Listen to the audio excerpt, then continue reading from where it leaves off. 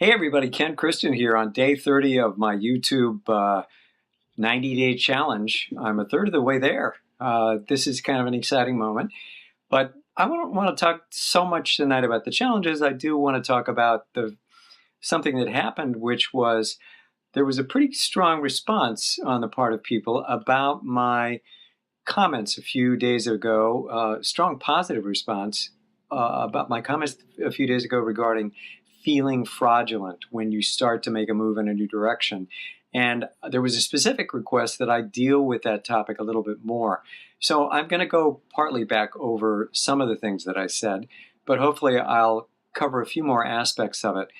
Clearly, when you step out into some new arena, when you're going to make a move into some area where it's new for you, you don't have the sense that you really are on top of it yet, or you're taking some risks, or it's new for you, or you're doing something that maybe nobody in your particular circle of friends has done before, or even your colleagues. All of those things can make you raise questions. They do raise questions inside you. If nobody else is doing this, how come I'm doing it? And it's that, who am I to try to pull this off? Who am I to say that I could actually do this, that I could actually make this move? Well, those kinds of thoughts are certainly understandable.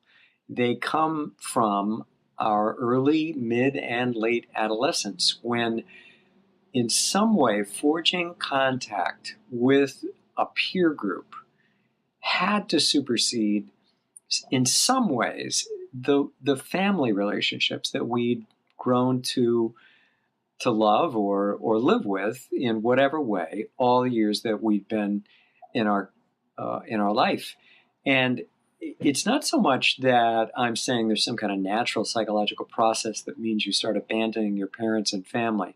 It's not that at all. That tends to be a bit more the way it can play out in our particular culture. But it is the case that you are going to live much of your mature life connecting with age peers, or at least peers who are grown up. And as you make that transition where you're actually moving away from home, it's very, very significant how you're accepted and that you feel you're connecting well and you're on a stable footing with your peer group.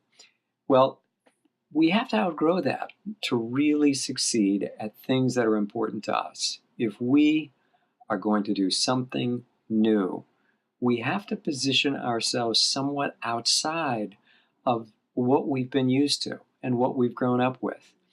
And inevitably, that can bring up a variety of fears.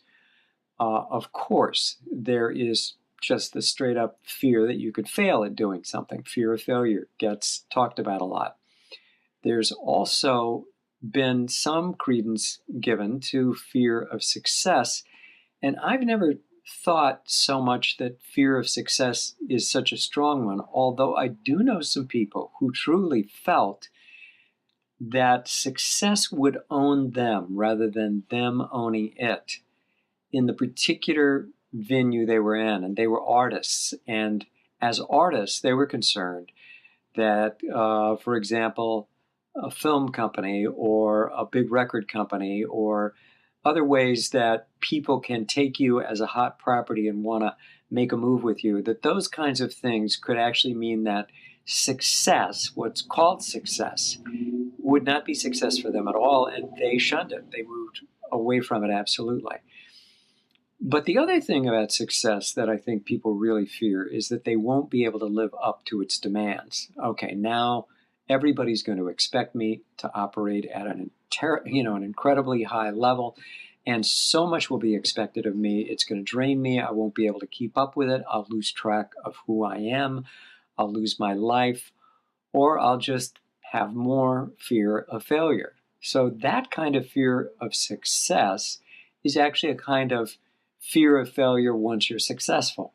So all of that, though, is kind of in the aftermath of what I was talking about last time, about feeling that you're a fraud. A feeling that you're a fraud can certainly be because in some way you have not acquired the skills that you need to really have in order to say, I'm planting a flag here, I'm taking a stand, I am an expert at this, or I am one of the people that you can go to and expect results. I will deliver.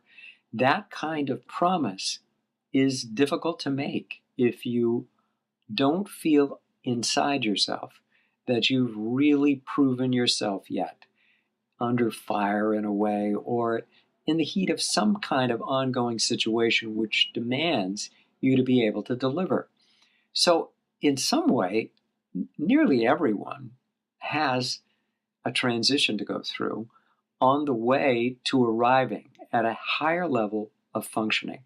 And that transition can be marked by a feeling that you're in over your head, you're never going to succeed, you're not going to make it.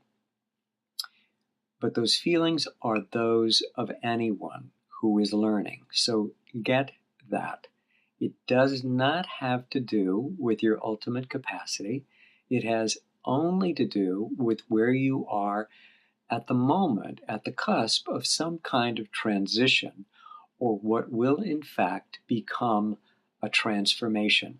So if you feel skittish, look around. It could simply mean that you have taken aim on something that's a higher level than where you have currently plateaued, and you are feeling a little shaky about stepping up to it. And you can talk about this fear of fraudulence and hide it behind all kinds of standard claims, like you're too old, too young, too new at this, or too practiced at it, or it could be you're too happy or you're too sad, or it could be too anything. And those tend to function as excuses. They're a way to excuse yourself from going ahead and taking that bold step and taking that risk that's involved in really moving up. And I view that fear of fraudulence as actually an indication that you're involved in a transition and that you are, in fact, moving. The other fear of fraudulence may be that in some way you're misrepresenting what your capacities are. And that's not the focus of today's conversation. But if you do misrepresent your capacity and you truly are not able to deliver, you usually will be found out. And it will be costly to you in terms of reputation, in terms of people's being able to believe in you, and for you to be able to do solid work in the future. So the ethical thing to do is to be ethical. Represent yourself clearly, know what you're good at, and if you're moving up, raise your game. Acquire additional skills, acquire additional experience.